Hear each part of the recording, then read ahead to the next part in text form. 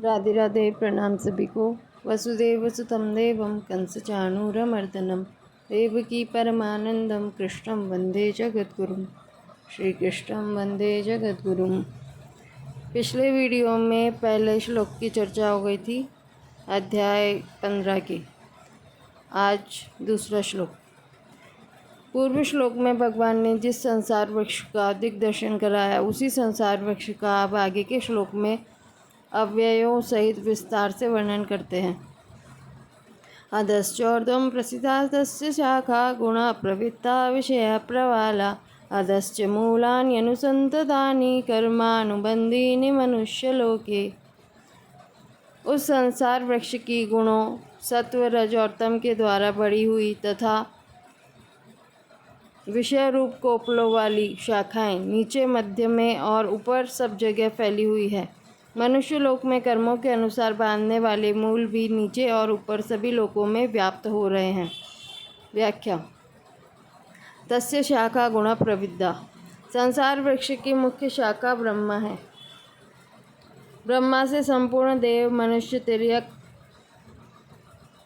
आदि योनियों की उत्पत्ति और विस्तार हुआ है। इसलिए ब्रह्मलोक से पाताल लोक तक जितने भी लोक तथा उनमें रहने वाले देव, मनुष्य, कीट आदि प्राणी हैं, वे सभी संसार वृक्ष की शाखाएं हैं।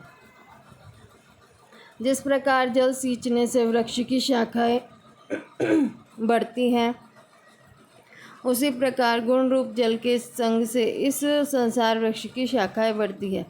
इसलिए भगवान ने जीवात्मा के ऊंच, मध्य और नीच योनियों में जन्म लेने का कारण गुणों का संग ही बताया है। संपूर्ण सृष्टि में ऐसा कोई देश, वस्तु, व्यक्ति नहीं है जो प्रकृति से उत्पन्न तीनों गुणों से रहित हो।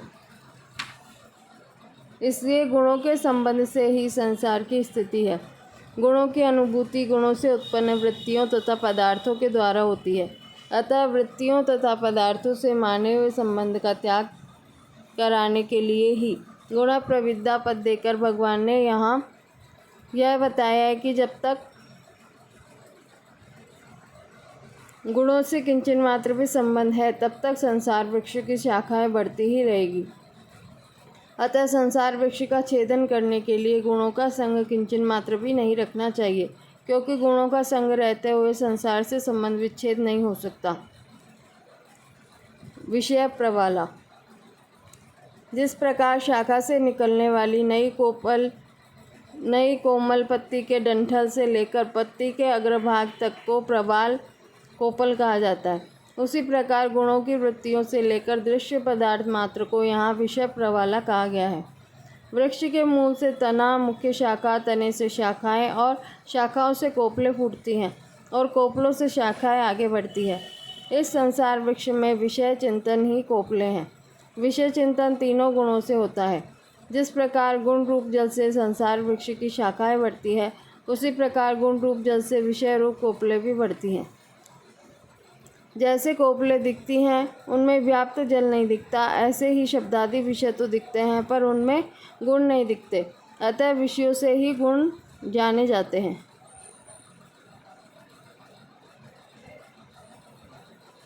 विषय प्रवाला। पद का भाव यह प्रतीत होता है कि विषय चिंतन करते हुए मनुष्य का संसार से संबंध विच्छेद नहीं हो सकता। अंतकाल में मनुष्य जिस जिस भाव का चिंतन करते हुए शरीर का त्याग करता है, उस भाव को ही प्राप्त होता है। यही विषय रूप कोपलों का फूटना है। कोपलों की तरह विषय भी देखने में बहुत सुंदर प्रतीत होते हैं, जिससे मनुष्य उनमें आकर्षित हो जाता है। साधक अपने विवेक से परिणाम पर विचार करते हुए इनको क्षणभंगुर, नाशवान और दुखरूप जानकर इन विषयों का सुगमता पूर्वक त्याग कर सकता है।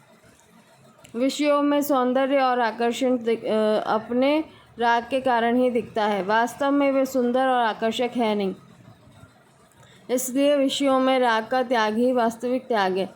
जैसे कोमल कोपलों को नष्ट करने से कोई परिश्रम नहीं करना पड़ता, ऐसे ही इन विषयों के त्याग में भी साधक को कठिनता नहीं माननी चाहिए। मन से आदर देने पर ही ये विषय रूप कोपलें सुंदर और आकर्षक दिखती है। वास्तव में तो ये विषय युक्त लड्डू के समान ही है। इसलिए इस संसार वृक्ष का छेदन करने के लिए भोग बुद्धि पूर्वक विषय चिंतन एवं विषय सेवन का सर्वथा त्याग करना आवश्यक है। अधश्चोर्ध्वं प्रसिद्धा।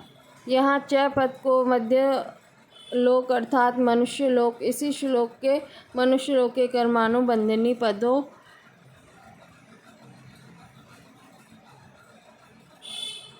का वाचक समझना चाहिए। ऊर्ध्वम पद का तात्पर्य ब्रह्मलोक आदि से है,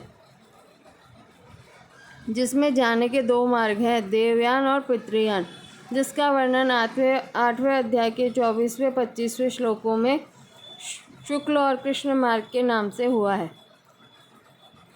अधः पद का तात्पर्य नरकों से है, जिसके भी दो भेद हैं, योनि विशेष नरक और स्थान विशेष नरक। इन पदों से यह कहा गया है कि ऊर्ध्वमूल परमात्मा से नीचे संसार वृक्ष की शाखाएं नीचे, मध्य और ऊपर सर्वत्र फैली हुई है। इसमें मनुष्य योनि रूप शाखा ही मूल शाखा है, क्योंकि मनुष्य योनि में नवीन कर्मों को करने का अधिकार है। अन्य शाखाएं भोग योनियां हैं, जिनमें केवल पूर्वकृत कर्मों का फल भोगने का ही अधिकार है। इस मनुष्य योनि रूप मूल शाखा से मनुष्य नीचे तथा ऊपर दोनों ओर जा सकता है और संसार वृक्ष का छेदन करके सबसे ऊर्ध्व परमात्मा तक भी जा सकता है। मनुष्य शरीर में ऐसा विवेक है जिसको महत्व देकर जीव परम धाम तक पहुंच सकता है और अविवेकपूर्ण विषयों का सेवन करके नरकों में भी जा सकता है। इसलिए गोस्वामी तुलसीदास जी ने कहा है, नरक स्वर्ग अपवर्ग निशेनी, ज्ञान विराग भगति सुख देनी, अधश्च मूलानि अनुसंततानि, कर्मानुबंधीनि मनुष्य लोके। मनुष्य के अतिरिक्त दूसरी सब भोग योनियाँ हैं। मनुष्य योनि में किए हुए पाप पुण्यों का फल भोगने के लिए ही मनुष्य को दूसरी योनियों में जाना पड़ता है। नए पाप पुण्य करने का अथवा पाप पुण्य से रहित होकर मुक्त होने का अधिकार और अवसर मनुष्य शरीर में ही है। यहाँ मूलानि पद का तात्पर्य तादात्म्य, ममता और कामना रूप मूल से है, वास्तविक ऊर्ध्वमूल परमात्मा से नहीं। मैं शरीर हूँ ऐसा मानना तादात्म्य है। शरीरादि पदार्थों को अपना मानना ममता है। पुत्रेष्णा, वित्तेष्णा और लोकेष्णा, ये 3 प्रकार की मुख्य कामनाएं हैं। पुत्र परिवार की कामना पुत्रेष्णा और धन संपत्ति की कामना वित्तेष्णा है। संसार में मेरा मान आदर हो जाए, मैं बना रहूं, शरीर निरोग रहे, मैं शास्त्रों का पंडित बन जाऊं, आदि अनेक कामनाएं लोकेष्णा के अंतर्गत है। इतना ही नहीं, कीर्ति की कामना मरने के बाद भी इस रूप में रहती है और कि लोग मेरी प्रशंसा करते रहे, मेरा स्मारक बन जाए, मेरी स्मृति में पुस्तकें बन जाए, लोग मुझे याद करें आदि। यद्यपि कामनाएं प्राय सभी योनियों में न्यूनाधिक रूप से रहती है, तथापि वे मनुष्य योनि में ही बांधने वाली होती है। जब कामनाओं से प्रेरित होकर मनुष्य कर्म करता है, तब उन कर्मों के संस्कार उसके अंतःकरण में संचित होकर भावी जन्म मरण के कारण बन जाते हैं। मनुष्य योनि में किए हुए कर्मों का फल इस जन्म में तथा मरने के बाद भी अवश्य भोगना पड़ता है। अतः तादात्म्य, ममता और कामना के रहते हुए कर्मों से संबंध नहीं छूट सकता। यह नियम है कि जहाँ से बंधन होता है वहीं से छुटकारा होता है। जैसे रस्सी की गांठ जहाँ लगती है वहीं से वह खुलती है। मनुष्य योनि में ही जीव शुभाशुभ कर्मों से बंधता है, अतः मनुष्य योनि में ही वह मुक्त हो सकता है। पहले श्लोक में आए ऊर्ध्वमूलम पद का तात्पर्य है परमात्मा, जो संसार के रचयिता तथा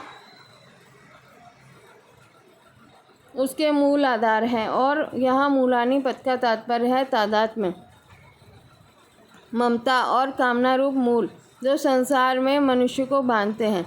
साधक को इन तादात्म्य, ममता और कामना रूप मूलों का तो छेदन करना है और ऊर्ध्वमूल परमात्मा का आश्रय लेना है, जिसका उल्लेख तमेव चाद्यम पुरुषम प्रपद्ये पद से इसी अध्याय के 4 श्लोक में हुआ है। मनुष्य लोक में कर्मानुसार बांधने वाले तादात्म्य, ममता और कामना रूप मूल नीचे और ऊपर सभी लोकों योनियों में व्याप्त हो रहे हैं। पशु पक्षियों के भी अपने शरीर से तादाद में रहता है, अपनी संतान में ममता होती है और भूख लगने पर खाने के लिए अच्छे पदार्थों की कामना होती है। ऐसे ही देवताओं में भी अपने दिव्य शरीर से तादाद में प्राप्त पदार्थों में ममता और अप्राप्त भोगों की कामना रहती है। इस प्रकार तादाद में ममता और कामना रूप दोष किसी न किसी रूप में ऊंच नीच सभी योनियों में रहते हैं, परंतु मनुष्य योनियों के सिवाय दूसरी योनियों में भी बांधने वाले नहीं होते। यद्यपि मनुष्य योनि के सिवाय देवादि अन्य योनियों में भी विवेक रहता है, पर भोगों की अधिकता होने तथा भोग भोगने के लिए ही उन योनियों में जाने के कारण उनमें विवेक का उपयोग नहीं हो पाता। इसलिए उन योनियों में उपयुक्त दोषों से स्वयं को विवेक के द्वारा अलग देखना संभव नहीं है। मनुष्य योनि ही ऐसी है जिसमें विवेक के कारण मनुष्य ऐसा अनुभव कर सकता है कि मैं स्वरूप से तादात्म्य, ममता और कामना रूप दोषों से सर्वथा रहित हूँ। भोगों के परिणाम पर दृष्टि रखने की योग्यता भी मनुष्य शरीर में ही है।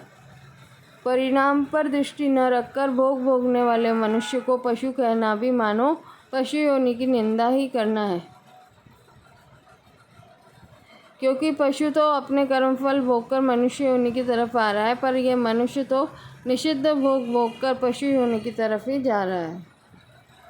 इससे आगे के श्लोकों की चर्चा कल करेंगे। राधे राधे।